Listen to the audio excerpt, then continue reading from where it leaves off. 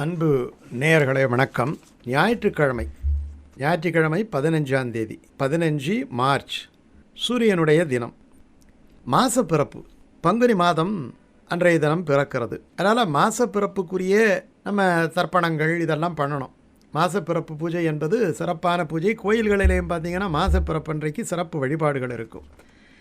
அந்த ஞாயிற்றுக்கிழமை இன்னொரு விசேஷம் என்ன அப்படின்னு சொன்னால், மாசப்பிறப்பன்னைக்கே வரக்கூடிய ஏகாதசி. மாசப்பிறப்பன்னைக்கு வரக்கூடிய ஏகாதசி என்பது ரொம்ப விசேஷம்.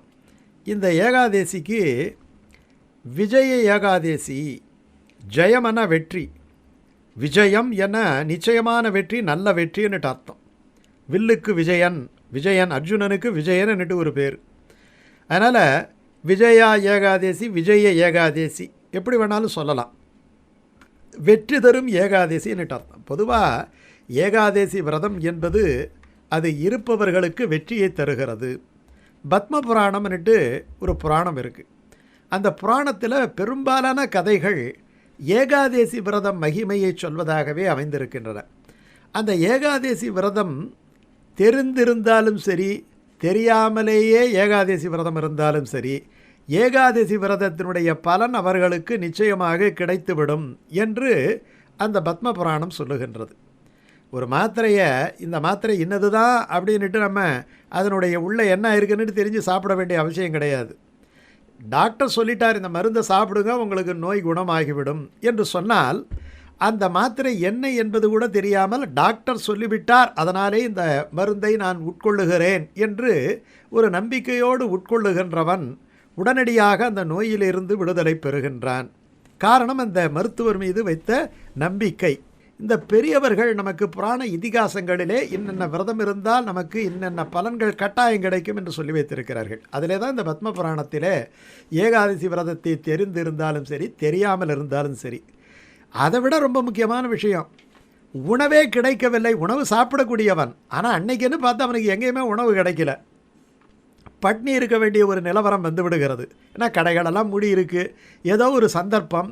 அப்படி இருக்கின்ற காலத்திலே அவன் அன்றைக்கு உணவு உண்ணாமலேயே இருந்து விட்டான். உணவு உண்ண வேண்டும் என்பது தான் நம்மளுடைய நோக்கம். ஆனாலும் கிடைக்காததாலேயே உணவு உண்ணாமல் அந்த நாளை பட்டினி நாளாக, உபவாச நாளாக கழித்து விட்டான். ஆனால் அன்றைக்கு ஏகாதசி என்பது அவனுக்கு தெரியாது. அப்படி இருந்தாலும் கூட அந்த ஏகாதசி விரதத்தினுடைய பலன் அவர்களுக்கு கிடைத்துவிடும் என்று அந்த பத்ம புராணம் கூறுகிறது. பவிஷ்யோதர புராணம் என்னட்டு ஒரு புராணம் இருக்குது. அதில் நிறைய ஏகாதசி மகிமையை பற்றிய கதைகள் எல்லாம் இருக்கின்றன. இந்த ஏகாதசி ராமருடைய வெற்றிக்கு அச்சாரம் கூறிய ஏகாதசி. காரணம், அடுத்து ராமநவமி வரப்போகுது இல்லையா? வளர்பிறை நவமியில் ராமநவமி வரப்போகுது. இந்த ராமநவமியை ஒட்டி இந்த பங்குனி மாதத்திலே வரக்கூடிய இந்த ஏகாதசி ராமருடைய வெற்றியை நிர்ணயம் செய்தது. பகவானுக்கே வெற்றியை கொடுக்கக்கூடிய ஏகாதசி. காரணம், ஏகாதசி பகவானுக்கு வெற்றியை தந்தது. நீங்கள் அந்த முரணுங்கிற அசுரன் பகவானை வெட்டுவதற்காக வருகின்றான், பகவானை கொல்வதற்காக வருகின்றான். யோகு செய்யும் பெருமாளாக ஒரு குகையிலே பகவான் பல நாள் போரிட்டு விட்டு சற்று சாய்ந்திருக்கின்ற நேரத்திலே இந்த அசுரன் இதுதான் தக்க நேரம், பகவானை நாம் தீர்த்து கட்டிவிட வேண்டும் என்று ஆயுதங்களை எடுத்துக்கொண்டு உள்ளே பாய்கின்ற பொழுது பகவானுடைய உடம்பிலே இருந்து வெளிப்பட்ட ஒரு மிகப்பெரிய ஒரு பெண், அவள் ஹூங்காரத்தினாலே இந்த அசுரனை அழிக்கிறாள். அவள் திதியிலே 11வது திதியாக அன்றைய நாளிலே அவள் எம்பெருமான் உடலிலிருந்து பிரவேசித்ததால் அவளுக்கு ஏகாதசி என்ற பெயரை சூட்டி அந்த நாளிலே யாரெல்லாம் விரதம் இருக்கிறார்களோ அவர்களுக்கெல்லாம் எல்லா விதமான நற்பலன்களையும் நான் தருவேன் என்று எம்பெருமான் அருள்வாக்கு கொடுக்கின்றார். அப்போது எம்பெருமான் சார்பிலே எம்பெருமானுக்கே வெற்றியை தந்தது ஏகாதசி அல்லவா? அதே போல் ராம அவதாரத்திலே பெருமாள் ராமராக அவதாரம் பண்ணினாலும் கூட அவரும் ஏகாதசி விரதம் இருக்கிறாருன்னா, இப்போ பெருமாளை விட ஒரு படி உயர்ந்ததாக அந்த ஏகாதசி விரதத்தை நம்முடைய பெரியவர்களெல்லாம் சொல்லி இருக்கின்றார்கள். மகாபாரதத்திலே வியாசர் சொல்லுகின்றார். ஏன் பகவான் கண்ணனே ஏகாதசி விரதத்தினுடைய மகிமையை சொல்லுகின்றார். பற்பல தேவதைகளும் அந்த ஏகாதசி விரதம் அன்றைக்கு ஒரு துரும்பு கூட சாப்பிடாமல், ஒரு சின்ன ஒரு துளி நீர் கூட அருந்தாமல் இரவெல்லாம் கண் விழித்து. நான் ஏகாதசியில் ரொம்ப முக்கியமான விஷயம் என்னென்னா, இதுக்கு ஜாக்கிரத விரதம் என்னட்டு பேர். ஜாக்கிர விரதம், ஜாக்கிரத விரதம் அப்படின்ட்டெல்லாம் இதுக்கு பேர். அப்படின்னா ஒன்றும் கிடையாது, விழிப்புணர்வோடு இருப்பது. இரவு தூங்காமல் இருப்பது என்பது ஒரு பொருள். இரவு விழித்திருத்தல். விழித்திருத்தல்னா என்ன? கண்ணு மட்டும் விழிச்சிருந்தால் போருமா? அக விழிப்புணர்வு வேண்டும். ஆன்ம விழிப்புணர்வு இதை சொல்லுவார்கள். நம்முடைய உள்ளத்திலே ஒரு ஆன்மா இருக்கிறது.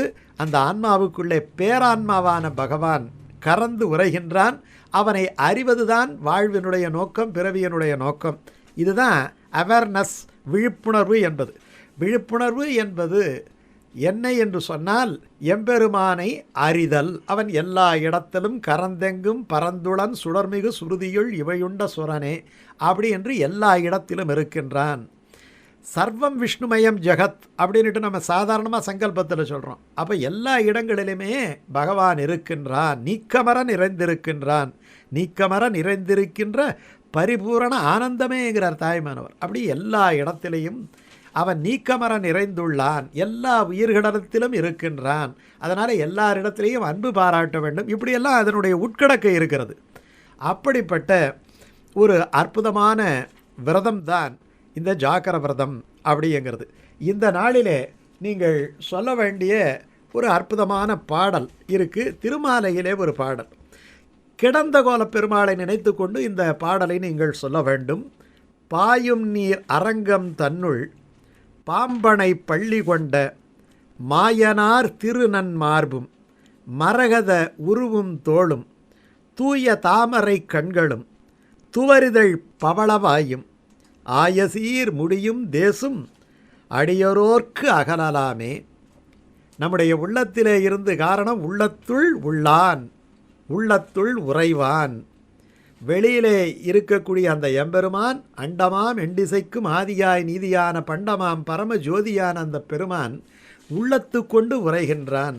உள்ளத்துக்கொண்டு முனிவர்களும் யோகிகளும் மெல்ல எழுந்து ஹரியென்ற பேரரபம் அப்படி என்று சொல்வது போல உள்ள பாம்படையானாக தகராகாசம் என்று சொல்லப்படுகின்ற அங்குஷ்ட மாத்திராக ஒரு விரற்கட்டை அளவு இருக்கக்கூடிய அந்த மனத்துக்குள்ளே ஒரு ஆகாசம் இருக்கிறதாம். தகராகாசம் என்று வித்தையிலே சொல்லுவார்கள். தகர வித்தை என்று சொல்லுவார்கள் அந்த தியானத்தை.